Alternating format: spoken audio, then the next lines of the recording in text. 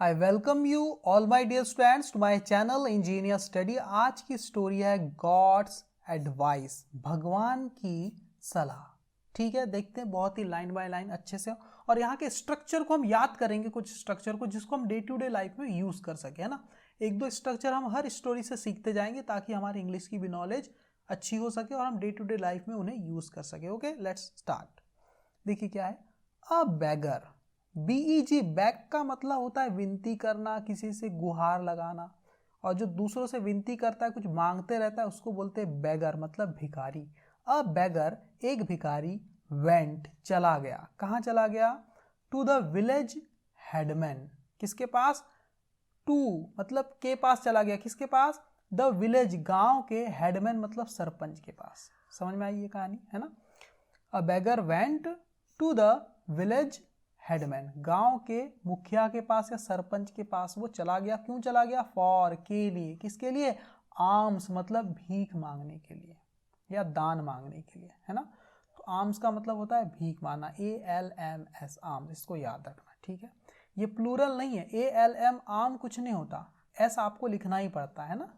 Okay, तो अ beggar went, एक भिखारी चला गया किसके पास? गांव के, विलेज हेडमैन मतलब गांव के सरपंच के पास, मुखिया के पास। क्यों? भीख मांगने के लिए चला गया। सब्सिक्वेंटली, सब्सिक्वेंटली का मतलब होता है जस्ट आफ्टर, उसके तुरंत बाद। ही वेंट, वो चला गया। किसके पास चला गया? टू मीट द किंग, राजा से मिलने के लिए चला गया। क्यों? फॉर ग्रांट्स मतलब दान के लिए। ग्रांट्स का मतलब होता है दान।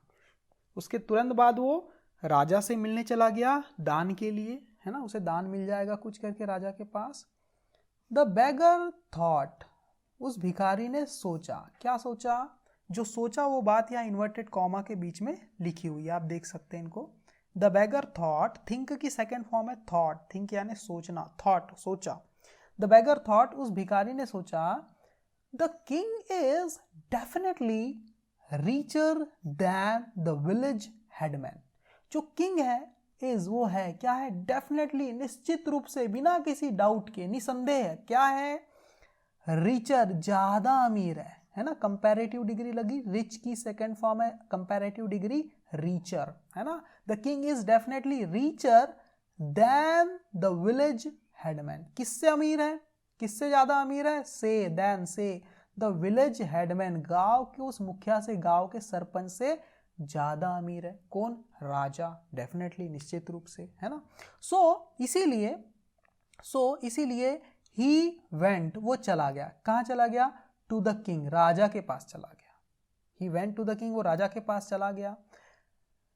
जब वो राजा के पास गया तो ही हर्ड, उसने सुना। क्या सुना? ही हर्ड द किंग, उसने राजा को सुना। प्रेइंग, प्रार्थना करते हुए, टू गॉड, भगवान से, टू कीप, रखने के लिए, हिज, उसकी, ट्रेजरी मतलब खजाने को, फुल मतलब एकदम फुल, भरपूर। जब he went to the king, जब वो राजा के पास गया तो उसने सुना कि राजा क्या कर रहा था? प्रार्थना कर रहा था भगवान से। टू कीप, रखने के लिए, उसकी जो खजाने हैं, उसका खजाना, उसको फुल रखने के लिए वो क्या कर रहा था? भगवान से प्रार्थना कर रहा था राजा। तो ये बात उसने, ही हर्ड, उसने सुन लिया राजा को प्रार्थना करते हुए भगवान से उसके खजाने को फुल रखने की प्रार्थना। समझ में आ गई ये चीज? ओके, तो देखो, जब आप कोई चीज सुनते हैं, देखते हैं, नोटिस करते हैं, तो आप कैसे सेंटेंस को बोलते? जैसे मैंने उसे गाना गाते हुए सुना, तो कैसा बोलूंगा? I heard him singing a song. मैंने राहुल को नाचते हुए देखा। I saw Rahul dancing. मैंने उसे क्रिकेट खेलते हुए ध्यान से देखा। ध्यान से देखा मतलब नोटिस किया। कैसे बोलूंगा? I noticed him playing cricket. समझ में आ गया? I noticed him playing cricket. तो आप इस टाइप से सेंटेंस बनाना सीखिएगा इस, ठीक है। जब आप किसी को कुछ करते, जैसे मैंने राहुल को सड़क पार करते हुए देखा, तो मैं क्या बोलूंगा? I saw Rahul crossing the road. वैसे यहां बोला हुआ है राजा, ही हर्ड, उसने सुना राजा को प्रार्थना करते हुए। किससे? भगवान से। क्या प्रार्थना करते हुए? टू कीप रखने के लिए, हिज ट्रेजरी उसके खजाने को, फुल मतलब भरपूर, फुल रखने के लिए। राजा को उसने अपने खजाने को फुल रखने की प्रार्थना करते हुए सुना। किसने? उस भिखारी ने। जब वो उसके पास गया, राजा के पास, तब ठीक है, राजा उस समय प्रार्थना कर रहा था। तो ऐसे आप स्ट्रक्चर बनाना सीखिए, है ना। आगे देख लेते फिर क्या हुआ भाई, फिर क्या समझ में आया उसे। अब देखिए, द बेगर वो भिखारी, थॉट फिर से सोचा उसने, थिंक की सेकेंड फॉर्म थॉट। थिंक कैसा बनता है? THINK, थिंक की सेकेंड फॉर्म है थॉट, है ना। वैसे ही ब्रिंग की सेकेंड फॉर्म क्या होती? ब्रिंग यानी लाना, ब्रिंग की सेकेंड फॉर्म होती ब्रॉट, BROUGHT। वैसे ही टीच की सेकेंड फॉर्म क्या होती है? टीच की सेकेंड फॉर्म होती टॉट, है ना, TAUGHT, टॉट। तो ये सब चीजें आपको याद रहना चाहिए। Okay, the beggar thought, beggar ने सोचा, क्या सोचा? The god must be richer, जो भगवान है वो जरूर, मस्ट जरूर, बी मतलब होगा, वो सच में होगा, रिचर मतलब ज्यादा अमीर होगा, देन से, किससे? देन द किंग, इस राजा से। भगवान तो सच में ज्यादा अमीर होगा, किससे? इस राजा से। तभी तो राजा भगवान से मांग रहे, मतलब भगवान ज्यादा अमीर होगा, है ना।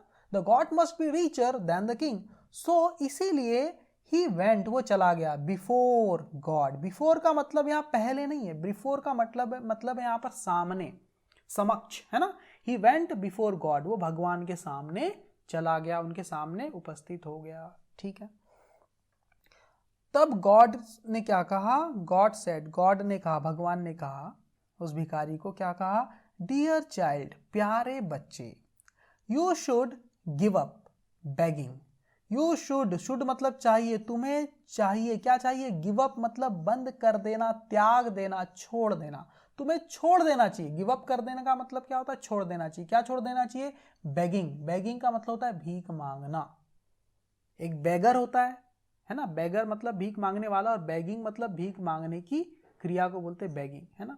तो भगवान क्या बोलते हैं? यू शुड गिव अप, तुम्हें छोड़ देना चाहिए। बेगिंग मतलब भीख मांगना। जैसे आपको किसी को बोलना है तुम्हें स्मोकिंग यानी सिगरेट पीना छोड़ देना चाहिए, तो आप कैसे बोलेंगे? You should give up smoking. तुम्हें मुझसे मिलना छोड़ देना चाहिए, आज के बाद मत मिलना, तो कैसे बोलेंगे? You should give up meeting me. सही है, इस टाइप से कोई चीज को त्याग देना या छोड़ देना को हम बोलते हैं गिव अप, हमेशा के लिए छोड़ देना, है ना। तो भगवान ने कहा dear child you should give up, तुम्हें छोड़ देना चाहिए क्या? बेगिंग, भीख मांगना छोड़ देना चाहिए, बंद कर देना चाहिए। फिर क्या बोल रहे हैं भगवान? अर्न, देखो ये जो इन्वर्टेड कॉमा है यहां से लेके यहां तक की बात भगवान बोल रहे हैं, ठीक है। देखो देख लेते हैं, अर्न योर लिविंग। अर्न मतलब होता है कमाओ, योर मतलब अपनी खुद की, लिविंग मतलब जीविका, अपनी खुद की जीविका कमाओ, किसी से मांगो मत। लिविंग का मतलब होता है पैसे को बोल सकते हो, पैसे, कपड़ा मकान, रोटी कपड़ा मकान, वो होती लिविंग, जिसके बिना हम जीवन नहीं चला सकते, है ना। जीवन जीने के लिए जो चीजें जरूरी होती उसको बोलते लिविंग। तो अर्न योर लिविंग, तुम क्या करो? अर्जित करो, कमाओ, अपनी खुद की जीविका कमाओ, है ना। विद हार्ड वर्क, विद मतलब से, किससे? हार्ड वर्क से मतलब कड़ी मेहनत से। एंड और यू विल, तुम होंगे, यू विल ऑलवेज हैव, तुम्हारे पास हमेशा होगा। ऑलवेज मतलब हमेशा, हैव मतलब होगा, तुम्हारे पास हमेशा होगा, क्या होगा? इनफ मनी, पर्याप्त पैसा होगा, सफिशियंट पैसा होगा, ठीक है। द बेगर टुक, उस भिखारी ने, टुक मत, टेक की सेकंड फॉर्म में टुक, ले लिया, क्या ले लिया? गॉड्स एडवाइस, भगवान की सलाह ले लिया। एंड और वर्कड हार्ड फॉर लिविंग, और कड़ी मेहनत किया, वर्कड हार्ड मतलब कड़ी मेहनत किया, फॉर लिविंग अपनी जीविका के लिए, अपने पैसे के लिए, जीविका के लिए, ठीक है। हाँ, तो कैसी लगी आपको स्टोरी मुझे आप बताइएगा, ठीक है। मुझे कमेंट करके आप बताइए। Thank you very much my dear student.